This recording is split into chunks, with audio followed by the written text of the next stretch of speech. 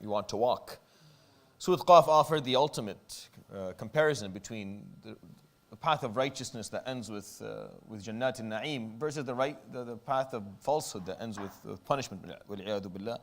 And you have to make that choice. Are you someone of righteousness or are you someone of something else? If you're a righteous person, then you continue reciting the surahs afterwards. And if you're not, then you don't have to waste time and listen to any of it. Surah Al-Dhariyat put you in front of the question, are you someone who understands that they have purpose and meaning or you live aimlessly? Surah Al-Tur offered the question, do you live with guidance or without it? Surah Al-Najm said you live with certainty of knowledge when you make your decisions, or you base your decisions in life on whims, desires, and assumptions. And then Surah Al-Qamar and Rahman, they take the concept or the topic of blessings, of bounties, of what you have in your life, what Allah subhanahu wa ta'ala gives you. And it points out that in Surah Al-Qamar says, if you don't acknowledge the blessing, you can get punished, it can be taken away, it can actually be used against you. Surah Al-Rahman says, you have a blessing, then you either show gratitude or you don't. Either show gratitude for it or you don't. And the obvious answer for both questions in Surah Al-Qamar and Rahman is pretty clear. But obviously we need to acknowledge the blessing so that it doesn't get taken away in Surah Al-Qamar. And obviously in Surah Al-Rahman we must show gratitude. Showing gratitude is not by saying thank you, which is the least of human courtesy. Obviously that's the bare minimum. If you're not able to say thank you, then I'm not sure there's much else that needs to be said here. Gratitude is using what Allah subhanahu wa ta'ala gave you for why He gave it to you, for the purpose for which He gave it to you. Everything that you have in your life has been offered to you for a purpose, for you to use it in a certain manner, in a certain way. If you understand your purpose in general, if you go back to Surah Al-Tur and understand that we are here as servants of Allah subhanahu wa ta'ala, that's what we are. That's the definition of what a human being is in the eyes of God. Then whatever you're given, the purpose of it is for it to be used for the service of others around you. Obviously you're going to benefit from it. No one's telling you to starve or lack the ability to enjoy the blessing that you have, but it's there for service. That's what it's there for. I mean, if you have knowledge, then that's what you're going to use that to serve others. If you have wealth, if you have time, if you have specialty, if you have whatever it is that you've got, whatever blessings Allah subhanahu wa ta'ala has bestowed upon you, you're going to use them. And there's some basic ones that the surah talks about, and which we went through maybe last time and the time before. The fact that you have life, the fact that you have wealth, the fact that you are healthy, the fact that you are intellectual, capable of communicating. Just those basic stuff. Then you already have things you can offer others. You already have a lot to offer, just with that. Because a lot of people around you you're going to find don't have these things. Aspects of that is not there.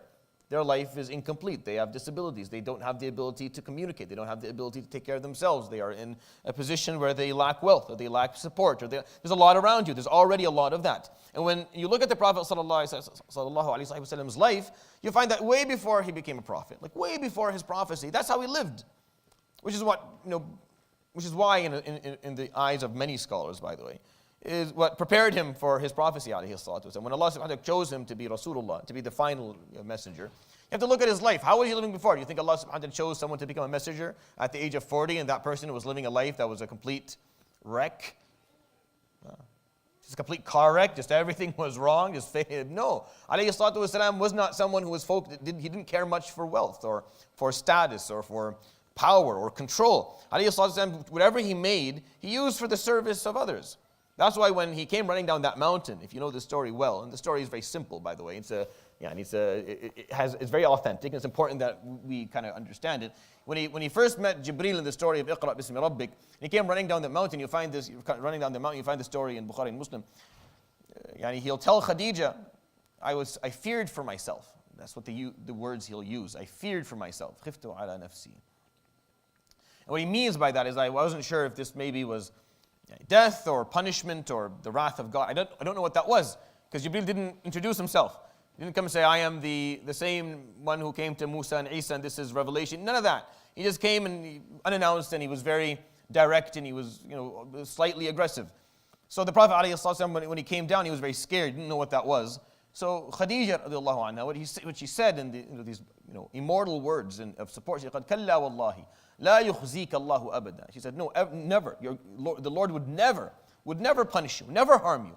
إنك لتصل الرحم وتحمل الكل وتغيث الملهوف وتقري الضيف وتكسب المعدوم وتعين على نوائب الحق. You strengthen the relationships between kin, and you carry the one who is too weak to carry themselves. And you help those who don't have a way to make a living to find a way to make a living. And you support those who are struggling. And you stand by those who are going through difficult times. These are the words that Khadija say that you'll never be punished. That's all you do. How does someone dedicate their lives to helping people around them, and then Allah subhanahu wa ta'ala sends them to, no, that's not going to happen. So Khadija, way before Islam, understood that. This is common knowledge. This is like culture. This is divine knowledge that the human beings have passed down generation after generation. A lot has been lost. A lot of scripture and a lot of wisdom has been lost. But definitely this one here, these pieces here, are things that everyone knows. If you're someone who does khayr all the time, you're there for people, Allah is there for you. Wallahu fi awni al-abdi ma kana al-abdu fi awni akhihi, as he says, alayhi salatu wasalam. You're there for people, Allah will be there for you. You stand by people. What goes around comes around in life, right? What goes around comes around. 360, all the time, every time. Doesn't miss once. Guaranteed. Don't worry. Don't worry. Someone stabbed you in the back, you have no way to fix it. Don't worry. Honestly, just walk the earth with full confidence. What goes around comes around. He stuck that dagger in your back, it's just a matter of time. Go full circle, and it'll come back right into his. No problem. Doesn't have to be you. Obviously, if you want to take back your right, you're welcome to do so, but you don't have to. You don't have to. It comes full circle every time. It goes for the bad, it goes for the good too. If you're someone who does khair and you project khair into the world and you pump goodness into the world around you, it'll come around. It will come back and it'll benefit you one day as well. And that's just the way the world works. So that's what I mean by gratitude, and that's what's meant by. That's when he says, this whole surah has a question that's unanswered, right? Surah Al-Qamar had the question 5 times, unanswered. وَلَقَدْ يَسَّرْنَا الْقُرْآنَ لِلذِّكْرِ فَهَلْ مِن مُدَّكِرٍ. Made the Quran easy for remembrance and contemplation. Amongst you, will there be anyone who will contemplate and learn? No? Well then, read the stories of Nuh and Lut and Hud and Salih and Shu'aib. See what happened to them. And see if that's what you want. Surah Al-Rahman, the same, also a question, but over 30 times. فَبِأَيِّ آلَاءِ رَبِّكُمَا تُكَذِّبَانِ. So tell me, which of Allah's bounties do the two of you deny? Two of you as in jinn and ins, the two choosing creations on this, within this universe that we live in. Which of the bounties of God do you deny? Which ones? Which ones don't you see to be worthy of attributing to God, and which of them are not worthy of your time to show gratitude for? Huh? And that's what the surah has been going through. So I'm not going to go through them all, but I'll summarize, inshallah, all of the questions and all of the blessings that Allah subhanahu wa ta'ala goes through at the end of the surah, inshallah, maybe next week or the week after. But for now, for the sake of, inshallah, getting through the page, we'll start with ayah number 26. That's where we stopped. Surah Al-Qamar are just segments. Very short segments. A verse or two, the question. A verse or two, the question. A verse, the question. The question repeats itself, nags at you. It won't go away. Sometimes you're asked a question and you're uncomfortable when you're asked a question, right? It happens. If you're sometimes at work or at school or at home, you'll be asked a question that makes you feel uncomfortable because you don't have a good answer for it, or you know that you've done something critically problematic regarding the answer. Like you've made a mistake that is real regarding that question. So it makes you feel very uncomfortable. So you try to dodge the answer, or you make up an answer that doesn't even make sense to you. Ever been in a situation like that where you ask someone a question and they stagger and they look down and and they start looking around and touching things and they say stuff that are incoherent and you feel bad for them because you know that you asked them a question that they don't have a good answer for, they don't know what they're doing. So you let it go, right? Sometimes it happens to you and you're caught off guard and you just don't have the answer ready, and you should. So you kind of start, I know this well because I studied medicine. If you study medicine, the first maybe 10 years of your training is basically you standing there in front of a senior physician who's asking you a question. You have no idea how to answer. So you become really good. You become really good in trying to kind of basically offer a an empty statement. Like we become very politically correct and diplomatic. It's after an answer, you offer an empty statement. It just doesn't really mean anything. You don't really answer the question, but you're trying not to look too stupid. It's as if this surah is asking a question that makes us all feel very uncomfortable if we truly understand it. Takzeeb doesn't mean that I deny that the blessing comes from God. That's not what it means. Tukazziban doesn't mean that I don't accept this. No. Tukazziban means that you're not showing gratitude for it, that you're refusing to show gratitude. This is the difference. It's very important. It's not about denying it mentally or intellectually, saying, no, this is not from you. No. It's the fact that you're not showing gratitude for it, because that's the problem. Because whether you say, I believe it's from God or not, and it's not going to make as much as a difference in comparison to whether you show gratitude for it or not. That's the issue. If I say, yes, Ya Rab, this is from you, but I have no intention of showing gratitude, that's not much of a difference than just saying, I don't see it coming from you. It doesn't make that not much of a difference, pretty much the same thing. So tukazziban here is the practical aspect of takzib, of refusing, acknowledging the blessing, which is not showing gratitude. So when you ask the question is, which of these blessings do the two of you refuse to show gratitude for? Which of them? Which of them will you not acknowledge by showing gratitude for? And it's an uncomfortable question. Because when we look at our lives, we're very selfish. We're selfish creatures. We don't want to give what we've got to others. Technically speaking, we don't. We want it for ourselves. We want a lot for ourselves. We want more. Whatever we have, we want more of it.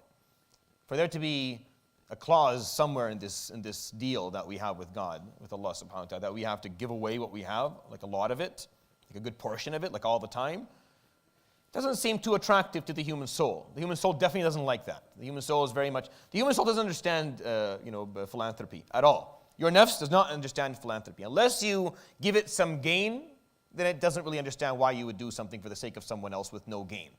The human soul is okay if there's gain.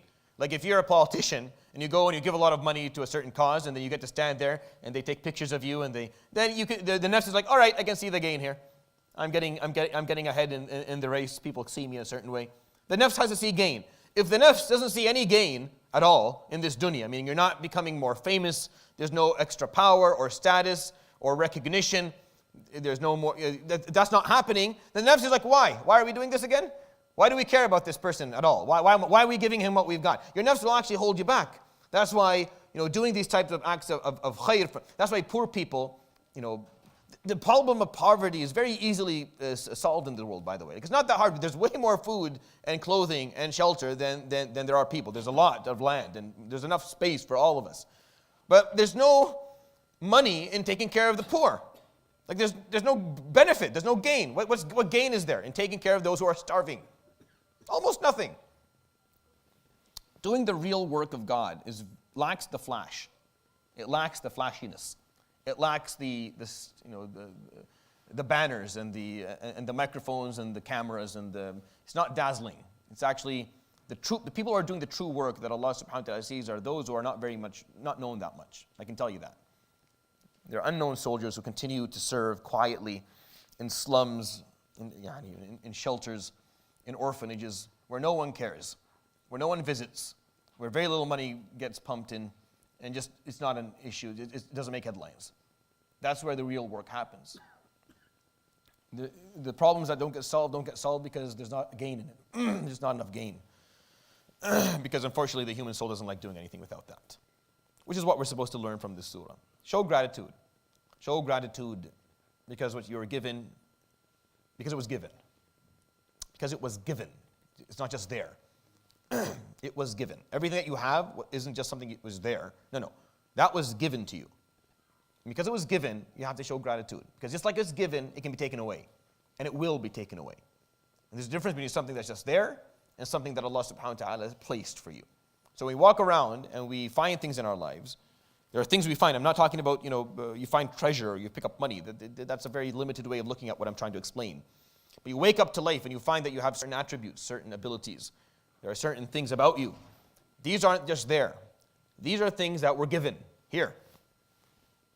Do well with it. So not showing gratitude for those things by sharing that benefit and actually helping others is a problem. So that's what Surat AlRahman is trying to explain. And every time we sit, I try and shed a bit more light on that so that inshallah you benefit from this. So when you read it, if you love it truly and you like reading it, you don't feel uncomfortable with that question. You actually answer it. And the answer has to be, yes, I do not deny anything, I will show gratitude for it. And you start doing that. And you start actually showing gratitude for what you've got. And the abd is either a shakir or a sabir. Every single one of us exists in one of two states. There's only two states to exist in. There's not a third. Either you are doing well, so you're grateful, or you're struggling, so you're perseverant. Period. That's it. That's the end of the story. Close the book, go home. In any given moment, regarding any given issue in your life, you're either doing well, so be grateful, show gratitude, or you're struggling and it's hard, so be perseverant. There's no third option. If you think there is, then you're doing well and you're not being grateful. Because you'll know for sure if you're struggling. There's no masking that one. If you're struggling and it's hard, then there's no masking it. You know that it's hard and you're inshallah showing perseverance. But if you're like, I don't know if I'm the other one. If you don't know, then you're doing well. We can just become desensitized sometimes, a little bit entitled. So let's start with ayah number 26. أعوذ بالله من الشيطان الرجيم. بسم الله الرحمن الرحيم. كل من عليها فان ويبقى وجه ربك ذو الجلال والإكرام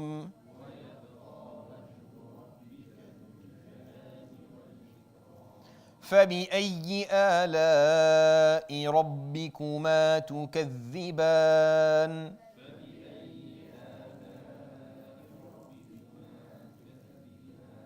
يسأله من في السماوات والأرض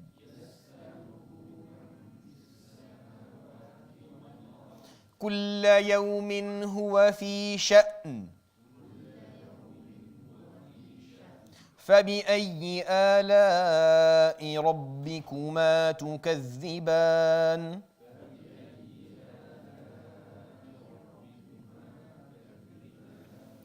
كل من عليها فان. Everything upon it will one day perish.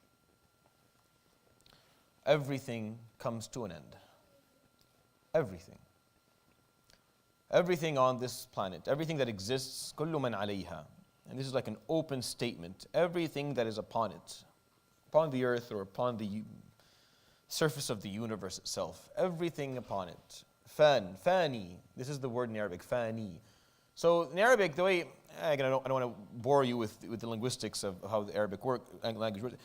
So sometimes if an Arabic word ends with a ya or a waw, if it doesn't have a way for it to be specified, you end up taking out the ya or the waw and just putting a tanween. So the way you would say this, al-fani, the one that perishes. Fanin is something that perishes. But you don't say fani, you say fanin. You take away the ya. It's just how the Arabic language works. So the way this, the asl, the way this would, كل من عليها فاني. And al-fana'u is the fact that something ends. Al-fana' means there's an end to it. It perishes. It doesn't go on forever. So كل من عليها فان, everything upon it will one day perish. The only guaranteed thing that we know of is that everything ends. There's nothing else that is certain in this world, honestly. Certainty is an overused word. It's an overutilized statement. Like it's a word that's used way more than it should. Because certainty is a very difficult thing to come by. You can have like 99% confidence in something or 95% confidence. You do a lot of research, then you know that there are 95% intervals, and we can have high confidence in something happening, and we can base on it huge decisions, and we give medications to people openly, like with a 95% confidence or 99% interval. We'll be happy with that. But to say certainty, to say 100%, there's not one exception to this rule. That's really difficult because there's always going to be one exception, right? There's always going to be one exception. I treat cancer, so I can tell you, like, 99 point whatever percent of people with metastatic pancreatic cancer will pass away within like a certain period of time. Or 99.9% of people with that disease will not be cured from it. But there's always that one case out of like a million. That one case that it happened. I can't explain it. I don't know why. No one does, right? There's always going to be that. The only certainty that we have is that everything that is alive is going to die. Everything. There is not one exception. Not one. There hasn't been. Life has been around for a couple of billion years now. If there was an exception, we would have seen it by now.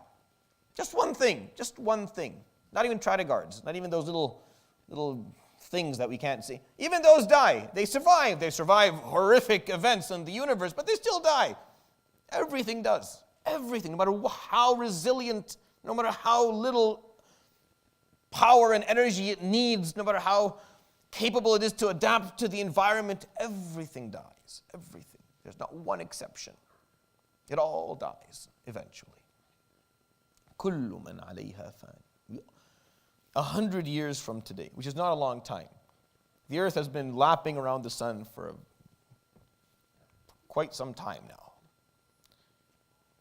A lap, 2 laps, 100 laps doesn't take a lot. Like the earth has been doing this, slapped around there a couple of trillion times. In 100 laps, no one sitting here will still be alive. Have you ever thought of that? Everyone in this room, after 100 laps around the sun, will be underground. Won't be around. Won't be here. Imagine that. All of us. Huh? Isn't that a way to give you the Christmas spirit? Give you a little bit of some optimism. Actually, one of the main blessings of our life is that we die. You may find this very weird. It's a musibah, obviously. Al-maut is a musibah because you lose the ability to do any good. You can't fix anything anymore. The moment you die, it's gone. They close the books, they walk away. Like, no, I need to make this statement. I need to say la ilaha illallah. I need to fix this. I need to go and fix my relationship. Nope, done, sorry. No, I was going to do it. Nope, sorry, we're done. You could have done that before. It's too late right now. It doesn't count. But no, I want them to forgive me. I'm showing regret. I've shown remorse for my sin. Doesn't matter. No one cares. No one cares. You can't come to Allah subhanahu wa ta'ala and say, Ya Rabb, I repent from this sin. Did you repent during life? No, then it doesn't matter. Your statement in court that day means nothing. It's wiped by the court, the guy who writes the stuff down. It's wiped out. It's not taken into consideration. No one cares. It has to happen during your life. So it's a musibah. But it's also in the concept of it. This is why it's in this surah. Why it's in this ayah. Because it's the concept of it, the fact that كُلُّ مَنْ عَلَيْهَا فَانٍ, that everything ends. And the only thing that stays, the only thing that survives, وَيَبْقَى, the only thing that's going to stick around is the face of your Lord. And the word وَجْهُ رَبِّكَ, the face of your Lord, is a figure of speech and it's referring to Allah subhanahu wa ta'ala himself. Arabs would refer to people by their faces. It's just how جاء الوجه أو أفلح الوجه, as the Prophet once someone was coming. So he said, أفلح الوجه, is this face a face that has succeeded in the mission? So just the face succeeded and the rest of the body failed? No, it's just a figure of speech the Arabs would use. And it's the same thing here because you are known by your face. That's kind of how I know you. I don't really know how your shoulders look like, and I don't really look at your hands and figure, at least I shouldn't be. Your face is just how you're identified. That's who you are. So وَيَبْقَى وَجْهُ رَبِّكَ, I mean, your Lord is the only one that stays. ذُو الْجَلَالِ وَالْأَكْرَامِ, filled with majesty and filled with nobility. And the two words here, al-jalal wal-ikram, refer to two things. Refer to the fact that in his essence, he is jaleel, subhanahu wa ta'ala. He is majestic in essence. And that is about him. That is something about him that you and I will one day, inshallah, if we do well, will have the opportunity to understand, to comprehend, to actually witness, because it's something that we do not have the ability to fathom right now. It's just a little bit beyond us to understand what his essence is. The majesty, the majestic aspect of his essence, subhanahu wa ta'ala, is just a little bit beyond us. But in essence, he is majestic. Wal ikram, and towards others, he is noble. Al-ikram meaning he shows excellence towards everything around him, Jalla Jalal. Everything that he's made, he will show excellence towards them. He will show nobility and generosity. So everything upon it will end. And everything upon it will perish. Everything will perish. And all that will be left is your Lord in all of His majesty and all of His excellence, subhanahu wa ta'ala. As the Prophet ﷺ tells us, this is how the world ends. This is how Yawm al-Qiyamah. قال ينفخ في الصور. It's blown into the horn. فيكون أول من يصعق رجل يلوط حوضه. The first person to be hit by it is a person who is sitting there trying to fix a basin. Imagine sitting there in his backyard, he has some clay, he's fixing his basin. قد رفع اللبن, he's picking up some of the clay to put it on the basin. فلا يوصلها, doesn't make it there. ورجلان افترشا ثوبا فلا يبيعانه ولا يشتريانه. And two people are standing there with a piece of clothing and they're trying to sell and buy. The transaction doesn't go through. ورجل رفع لقمته إلى فيه فلا تصل إليها. And a guy who's picking up the spoon or to eat, and the food doesn't make it to the mouth. فيصعق من في السماوات ومن في الأرض إلا من شاء الله. And everything dies. Even those who are in the transition period, the barzakh, they die. They die as in they cease to exist. Sometimes you're sleeping and you're dreaming, so you're kind of still there. Like you're asleep, but you're the dream, so you're watching a movie or you're doing something. And other times you sleep and, right? Like you wake up, it's just like you just went to sleep because you weren't there. Your consciousness was removed, it was wiped out, it wasn't around. Al-sa'q is that consciousness ceases to exist. We're not there anymore. And everything goes away except three. Jibreel, and the one who blew in the horn, and the king of death, the angel of death himself. فيقول الرب لملك الموت اذهب فاقبض روح إسرافيل اقبض روح نافخ الصور. He'll tell the angel of death, go and take the life of the angel who blew into the horn. So he does. He comes back and he says, oh, اذهب فاقبض روحي جبريل, go and take the life of my spirit Jibreel. So he goes, and Jibreel ceases to exist. And he says, يا ملك الموت اقبض روح نفسك, take your own life now. So he does. ولا يبقى إلا الله. And then it's only Allah subhanahu wa ta'ala. فيمكث 40. And then it stays like that for 40. 40 what? We have no idea. It's just the wording the Prophet ﷺ used. يقول أنا الملك أين ملوك الأرض أنا الجبار أين جبابرة الأرض أنا العظيم أين عظماء الأرض. I am the king. Where are the kings of the world? I am the powerful. Where are those who claim to have power in this world? I am the great. Where are those who walked around thinking they were great in this world? And there will be no answer.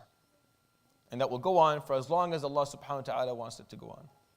Until He grants life to the angel who blows into the horn again, for him to blow again. Otherwise, كل من عليها فان, everything perishes.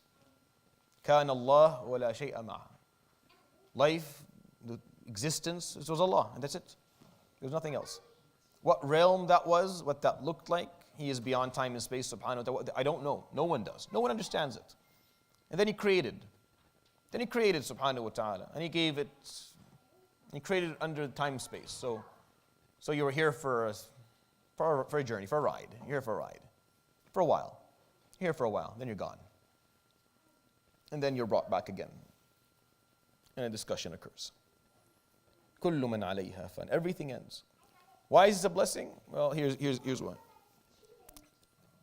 There's no reason to do anything if it wasn't for death. Think about that for a second. Huh? If you didn't die, if you knew you didn't die, like you're always around, then whatever you don't do today, you'll do tomorrow. If you don't do it tomorrow, then the day after will be fine. And if not, then maybe after that. And if not, then whatever. Doesn't matter. I'm around forever, so who cares? There's no urgency. There's no urgency. Why? Why do I need to fix this problem now? Why? I'm here forever. I have time. I have time. No, you don't. You don't. You don't have time. The moment you're born, that sand glass thing, you know that thing? It's turned around. It's turned over. And it's just a matter of, you're just running through it. I don't know right now, for anyone sitting here, whether there's more sand on the lower part or more sand on the upper part. I don't know. I hope, inshallah, there's more sand on the upper part for all of you. Say Ameen, inshallah. You live long lives, inshallah, everyone here. But I don't know. I don't know how much is left in mine. But a moment will come, it's on the way, where you will breathe your last breath, where the last molecule of oxygen that is assigned to go into your lungs and grant some form of life capacity to your body will run out. And there'll be nothing left for you. And you can grasp and you can fight and you can pull and you can try. But when it's your time, it's your time. You're going to move on. And that is a certainty. There has not been one exception. This is an amazing thing. Those who understand science know that certainty, like 100% certainty, is impossible. Know that saying something that's 100% certain is almost, it's ludicrous. Like it's not there.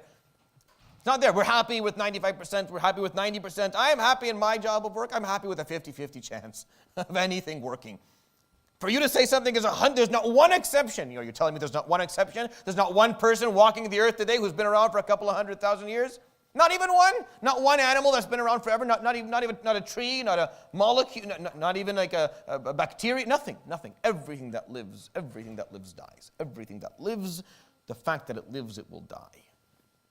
And that's good, because the fact that you and I know we're going to die is what makes us get up and do things. I need to change today. I need to get my act together now. I have to do it today because I don't know if I have a tomorrow. Tomorrow is uncertain. I don't know. Inshallah, it'll be there, but I don't know it's there. What's gone is gone. I can't access any of that. It's been grayed out. I can't click on it anymore. No, I can't touch it. I can't reprogram. It's done. It's gone. Some of it was good. Some of it was bad. I have to kind of deal with the part of it. What I have is now. I don't know about tomorrow. I don't know. So I have to change now. And that's why life is a blessing, because it forces you to get up and reach your potential, because you would never know otherwise. There's no way for you to know what you're capable of if you're not motivated to do something about it. Living forever means that there's no reason. There's no good reason to do anything, honestly. Honestly, if we live forever, like we're already slobs as it is. Like we already, especially men are already people who just sit there. Like if I had no motivation, honestly, any human male, not given the right motivation, will sit there, eat pizza, and play video games until the end of time. And there I use the word end. Without end, for all of time. Just keep on going. There's no reason. There's very little reason for human males to get up and do anything. They need motivation. The number one motive, that, as the Prophet ﷺ would say, كَفَى بِالْمَوْتِ وَاعِظًا يَا عُمَرَ, as you know in the known hadith. The number motive is death. You're going to die. So it just makes this whole experience so much more beautiful, so much more delicate and precious, and worthy of your attention, and worthy of your gratitude, and worthy of your full focus to use it to the best of its potential, because it's limited. Anything that is always there, we take for granted. Anything that is always there is taken for granted. Once it's gone, we say, oh my God, I wish I spent more time with Fulan. I wish I took care of Illan. I wish about my mother. I wish about my dad. I wish about this person, my friend, my house where I lived. When we realize that it's gone. As long as we think it's always there, we take it for granted. And the fact that death is there is telling you that your life is limited. There's an expiry date on every organ. It's going to end. Take this experience. Take it seriously, because it's going to end. And it's so beautiful. And it forces you to deal with it properly. It forces you to take it seriously and actually show gratitude towards it and cherish it and deal with it and treat it with the dignity that it deserves. That's why death as a concept is a blessing. Makes me be better, because I know that soon I won't be around. So I have to leave a legacy of some sort. And I have to use this life for what it's worth, and for what it's there for, before it's gone, before it's taken away from me. Don't do that in life in general. Don't wait for things to be gone before you would like. Don't make Allah subhanahu wa ta'ala take something away from you to teach you that it was worth something. That was important. Don't do that. Wallahi, don't do that. Just take a look at your life and be grateful for the stuff that you got. Don't wait for it to be lost. I see so many people come into masajid and, they turn back to God, but it's always after a musibah. It's alhamdulillah that they find their way back, but it's always after like a loss. Like they come in and they start praying, and I can see it sometimes. I become pretty good at kind of pointing out that's the person who's, something's happened. A loved one died, or maybe they broke up with someone they loved or something. Whatever loss, whatever real loss that they feel is meaningful to them. And when they lose something and it hurts, they like, wow. It's like a wake-up call. The problem is, like, you don't get a second chance at this. There's no second chance. Like, you can't say, oh, death, I died. That's what's going to happen. If you're going to die, like, رَبِّ ارْجِعُونَ لَعَلِّي أَعْمَلُ صَالِحًا فِي مَا تَرَكْتُ كَلَّا. The moment the people die, like, take me back. Now I understand. 100%, send me back. I will do this. Oh my gosh, you will see a performance, Ya Rab, from me if you put me back like nothing. Nothing that ever happened before. I will ace this. Just send me back. Now I get it. The problem is, it's just this specifically doesn't work that way. This is a one-time thing. You don't respawn. You're done. Once it's done, it's done. So just knowing that you're going to die is a good thing. It makes you get up in the morning and try hard. It makes you decide to be a better person today. Not tomorrow, not the day after, because none of those are certain for you. فَبِأَيِّ آلَاءِ رَبِّكُمَا تُكَذِّبَانِ. So even death itself, Do you deny the blessing of death too? No, Ya Rabbi. Be grateful for the fact that you're alive. This is beautiful. Walk outside, you breathe the fresh air, and you see the beautiful world. And yes, I know it's a Canadian winter, so you're probably not feeling it right now, but still, I can tell you there are other places in the world that don't have the access to the beautiful nature that we do. We continue, inshallah. يَسْأَلُهُ مَنْ فِي السَّمَاوَاتِ وَالْأَرْضِ كُلَّ يَوْمٍ هُوَ فِي شَأْنٍ. I imagine this is such an amazing verse. يَسْأَلُهُ مَنْ فِي السَّمَاوَاتِ وَالْأَرْضِ. Those in the cosmos and on earth are asking him, constantly asking him, يَسْأَلُهُ. They're always asking him. Imagine. كُلَّ يَوْمٍ هُوَ فِي شَأْنٍ. So yawm doesn't mean day in Arabic. We use it commonly to say, like we call that a day because that's the common use of the word, but the actual meaning of yawm is a period of time. That's what it means. In Arabic, it just means a period of time, not non-specified. We commonly use it to call a day, but that's not necessarily what it means. So كُلَّ يَوْمٍ means at every moment, هُوَ فِي شَأْنٍ, he's taking care of something. Sha'an is a matter. So he's taking care of a certain matter. Every minute, 250 children are born. Every minute, 100 people die. Right now, as I sit here, there are people getting married. There are people who are losing a loved one. There are people who are getting amazing pieces of news. There are people who are hearing the worst piece of news that they'll ever hear in their lives. There are people right now who are laughing hysterically. There are people who are crying uncontrollably. There are people right now who are going through the best period of their existence, feeling on top of the world and that this is the best thing. And people who are going through the worst time of their entire existence as I speak to you right now. As I speak to you. Things are living and things are dying and things are working out for some and things are not working out for others. It's going on a momentarily basis. It keeps on happening. There's no time off. There's no, okay, how about this hour from just give everyone a break. How about we just stop doing things for an hour? No one give birth, no one die, no one get good news, no one get bad news, don't start a business, don't buy anything, don't eat, don't sleep, don't go to the bathroom. Just halt everything for an hour. Let's everyone relax. No. Never happened, has never happened before. We continue to every moment. Imagine how many heartbeats are happening as I speak to you every second. In the trillions. The amount of blood that is gushing in all of these veins all around the world, the number of thoughts, the number of emotions, the feelings, the amount of food being consumed, the amount of money being spent, travel and building, and just think of it. This is insane. We don't have the mental capacity to comprehend it. We really don't. It's just way beyond what we can think. يَسْأَلُهُ. Imagine the number of people who are asking God for things. Who are speaking to God, wanting something. Sometimes even if you don't believe in God, even if you don't believe in Him, there's a part of you that wants stuff and hopes that some extraterrestrial power cares enough or will give it to you. Even those who are fully practical and don't believe in any form of supreme power in the world, There's a part of them that they feel that they hope things work out for themselves, right? They hope it works out. They hope this doesn't get taken away. They hope they don't lose this. They don't want that. These are all things that are being sent to Allah subhanahu wa ta'ala. Constantly asking for things. كُلَّ يَوْمٍ هُوَ فِي شَأْنٍ. Every moment there's a new thing happening. فَبِأَيِّ آلَاءِ رَبِّكُمَا تُكَذِّبَانِ. So tell me, which of the blessings of God do the two of you refuse to show gratitude for? The fact that He cares what you have to say. I think I get spoken to maybe 3, 4, 5 times a day. 6th time, I'm done. My 6th time, I'm finished. I have no emotional or mental capacity left in me. I am physically upset. I am physically annoyed by this. I don't want it anymore. I'm done. I'm drained. I just don't have it in me. I can't do it anymore. And it's only a couple of people a day. Imagine the number of people who are nagging to Allah subhanahu wa ta'ala. Because sometimes it's not even proper dua. Sometimes it's not proper even supplication. It's just sometimes not even the right way. You're not even sitting there and actually making dua in the respectful manner. No, it's just nagging. Yet He listens to all of it subhanahu wa ta'ala. And He responds to all of it subhanahu wa ta'ala. And He encourages you to do more of it subhanahu wa ta'ala.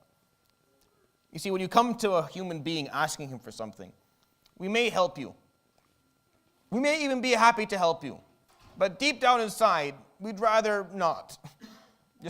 You're like that too, so don't get on the high moral ground now and say, no, I'm different than you. No, we're all like that. We all help, but deep down inside, we'd rather someone help us or give us something than we have to give someone else. It's just how we are. So we can only put up with so many requests before we get tired. And you start getting... The abd doesn't want to listen to your requests and doesn't want to help you. But Allah subhanahu wa ta'ala wants your requests and He wants to help you. Even though everyone on the planet continues to ask Him subhanahu wa ta'ala. Imagine that. Imagine that He has time for you. Little old me. He's going to listen to me.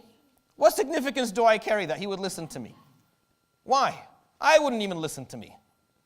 Wallahi, my wife and children don't listen to me. Why would Allah listen to me? Why would He care? When you think, why would He care? Why would Allah care about me? There's 8 billion people on this planet. I am in no way ranked in the upper 1% of anything. I'm not even in the upper 40% or 50% of anything. Not anything. Not any discipline on the planet can I put myself in an upper percentile of being really good at it. Nothing. Why would He care? Why would He care? There's no reason for Him to care. There's no reason for Him to care about what I have to say. My thoughts aren't that great, and I don't... Why? Why does He care? But He does. He does. But there's no reason for it. Except that He is generous, subhanahu wa ta'ala. He's majestic, and that's His essence. And that is what bigger blessing is there than that? What more beautiful, what more amazing? We could spend the rest of our lives just in that bliss, in the beauty of that bliss, just reminiscing. That Allah subhanahu wa ta'ala actually listens. I say, Ya Rabb, Ya Allah, I need this, I'm afraid of this. Ya Rabb, dakhilak, Ya Rabb, this. He listens to me. He listens to me. He takes, subhanallah. Why? I don't know why He would do it. Jalla Jalaluhu. And He tells me, you must do it. If you don't ask me, يَسْأَلُهُ مَنْ فِي السَّمَاوَاتِ وَالْأَرْضِ كُلَّ يَوْمٍ هُوَ فِي شَأْنٍ فَبِأَيِّ آلَاءِ رَبِّكُمَا تُكَذِّبَانِ. Why? Why would you deny any of His blessings? Why? Every time you speak to Him, He listens to you, subhanahu wa ta'ala. He responds to you. You get points for that. You make gain. You move forward just for the fact that you speak to Allah subhanahu wa ta'ala. Honestly, I'm moving forward because you. So you're telling me that me, with this, who's completely insignificant in the bigger picture of things, in the larger picture of it all, my existence and lack of it is not that important. The world has been around for billions of years and will continue to be around. And I'll probably be forgotten a couple of days after I'm dead, and it'll be done. That Allah actually listens to me when I speak. So that's all. And I'm going to actually make gainway by doing it.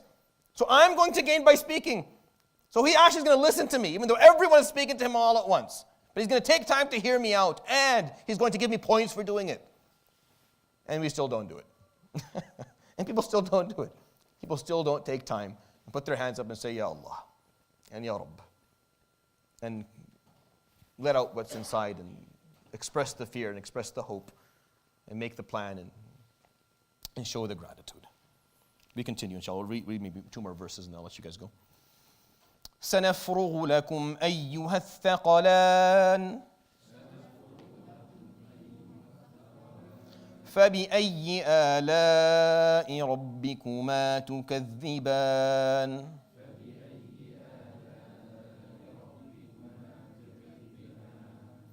So if I read the verses afterwards, I'm going to have to go until the end of the page. So I'm not going to do that. I'm going to stop here, inshallah, just so that we don't, because once we start, Ya Ma'shar al-Jinni wal Ins, it's a continuation of the meaning continues basically 3 or 4 or 5 verses ahead. Wouldn't be very proper for me to kind of stop right in the middle of it with the time limit. سَنَفْرُغُ لَكُمْ أَيُّهَا الثَّقَلَانِ. We will attend to your matters with nothing else on the agenda. O two multitudes of creation. ثَقَلَانِ, الثَّقَل is something that has weight.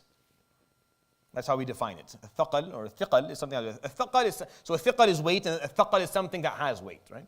So Allah subhanahu wa ta'ala, and this is a phrase coined by the Quran itself, meaning it's not really, you don't find it outside of the Quran. The Arabs didn't use it prior to it. So when Allah subhanahu wa ta'ala is referring to the ins and jinn, or referring to the believers versus non-believers, I mean those who obeyed Allah versus those who didn't, He uses the word الثَّقَلَانِ. سَنَفْرُغُ لَكُمْ أَيُّهَا الثَّقَلَانِ. And here I don't think that He's referring to jinn and ins, because it's already been referred to in the surah on a segment basis. Every second verse He says تُكَذِّبَانِ, He's pointing out the jinn and the ins, as far as we can tell. I think الثَّقَلَانِ here is referring to believer or obedience servants versus non. Then again, to be objective here and to kind of share the whole thing, that many scholars actually look at the verses فَبِأَيِّ آلَاءِ رَبِّكُمَا تُكَذِّبَانِ as that the two groups that he's asking, the two of you, which of my blessings do the two of you refuse to show gratitude for or deny? The two of you here, some scholars don't say jinn and ins, they say believers versus non-believers, from both the jinn and the ins. So the segregation is not based on race or not based on species as in insan and jinn, but rather based on belief. So the believers of the jinn and the ins and the non-believers of the jinn and the ins. I kind of like that a little bit more. Like I find it a bit more, for me it's a bit more, it suits the kind of the concept of the surah a little bit more, but it's not as common as an understanding, so I'm okay with you just understanding the basically. But الثَّقَلَانِ are also the same thing. So it can be either ثَقَلَانِ, the two species that have weight is basically what he's saying. سَنَفْرُغُ لَكُمْ. Nafrugh mean we're going to attend to your matter exclusively. Not that Allah subhanahu wa ta'ala needs to. Not that Allah subhanahu wa ta'ala is distracted by what I have to say when you say something. No, He does not need any of it. But the verse is trying to explain there will be a time where there's nothing else to do. Where there's nothing else being done beside attending to your matter. Meaning what? The matter of your life. You lived, let's see what you did with it. Let's see how you dealt with the fact that you were alive, knowing that you were going to die. What did you do with all of this? Were you grateful for that? Were you grateful that you woke up to a life where you could eat and drink and breathe and walk and think and laugh and exist? Were you grateful for that, or did you not care? Were you extremely greedy? You just wanted more and more and more and more, and less for everyone else, and it still didn't, and even though you got everything you wanted, that still wasn't enough, and you continued to push farther and farther until you were in your grave. It's up to you. So سَنَفْرُغُ لَكُمْ أَيُّهَا الثَّقَلَانِ is a promise. I promise you that we will attend to your matter exclusively. O two species that have weight. Meaning that those are, ثَقَلَانِ, they're walking around. You're taking up space. ثَقَلَانِ, what it's actually referring to, by the way, you're taking up space. I'm here, I'm taking up space. This space could have been for someone else. I'm living in a house, someone else could be there. I'm eating food, someone else could have eaten that. I'm taking up space. I'm ثَقَل. I'm walking around, I'm weight. Am I dead weight? Am I extra weight? Or I'm actually carrying my weight, right? Or am I pulling my weight? It's, SubhanAllah, the phrase in Arabic actually translates into every other language. We use it in English, we use it in other languages as well. You have weight. Are you pulling it? Or is it dead? Is it just there? We're just an extra, we're just an addition to this world that doesn't really do anything. سَنَفْرُغُ لَكُمْ أَيُّهَا الثَّقَلَانِ. We'll attend to your matter. I think he's talking about believers, disbelievers. We'll take a look. Take a look. You all claimed something. You all believed in something. We'll see. We'll see how it comes out. SubhanAllah, these three segments, I find to be some of the heaviest verses in the Quran. You will die. And he doesn't. You're going to die soon enough. Inshallah, you live a long life, but we're going to move on. And he stays, subhanahu wa ta'ala. That has to be of some worth for all of us. He responds and listens to everything we say to him. No matter how many of us are speaking all at once, He is taking care of our business. He is involved in our matters at every moment.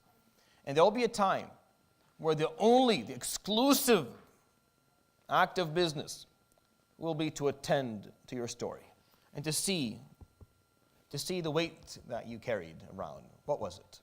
Was it of good? Was it of bad? Was it worth it? Was it not? We will be held accountable. فَبِأَيِّ آلَاءِ رَبِّكُمَا تُكَذِّبَانِ. How is that a blessing? Why are you asking this question, Ya Rabb, after this one? Of course it's a blessing. Imagine if there wasn't. Imagine if there was no accountability Yawm al-Qiyamah. Think about that for a second. Think about that. Think about the fact if there was no accountability, if there was no hisab on the Day of Judgment. Think about the number of people who've been oppressed, the number of people who've been transgressed against, the number of people who've been harmed. Imagine how many times this has happened within the course of history. There's no accountability. It's all gone. It's all lost. Imagine when you've been hurt and you try to take back what was rightfully yours, or you try to. Imagine if your reputation is ruined, and no matter what you do, there's no way for you to fix it anymore. Who's going to?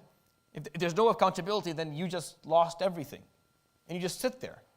There's nothing you can do to make up for it anymore. It's one of the worst feelings, honestly, in the world. It's knowing that Allah subhanahu wa ta'ala's divine justice will be served on the Day of Judgment that will allow you to keep on going. Knowing that this will be, you'll find justice. You'll find justice. نَفْرُغُ لَكُمْ. There will be the exclusive act, the only business that exclusively will be taking care of this. That's a big blessing. فَبِأَيِّ آلَاءِ رَبِّكُمَا تُكَذِّبَانِ. So tell me, which of the blessings of God do the two of you refuse to show gratitude for? And our answer, inshallah, is none of them, Ya Rabb. I'll end with that, inshallah ta'ala. We will continue. Inshallah, we're here as well next week. We'll try and get through more of these verses بإذن الله تعالى. سبحانك اللهم وبحمدك أشهد أن لا إله إلا أنت أستغفرك وأتوب إليك. وصلى الله وسلم وبارك على نبينا محمد وعلى آله وصحبه أجمعين. جزاكم الله خيرا وبارك الله فيكم. Drive safe and be very careful and enjoy your holiday. Spend time with family, and inshallah you find happiness and joy. Assalamu alaikum wa rahmatullahi.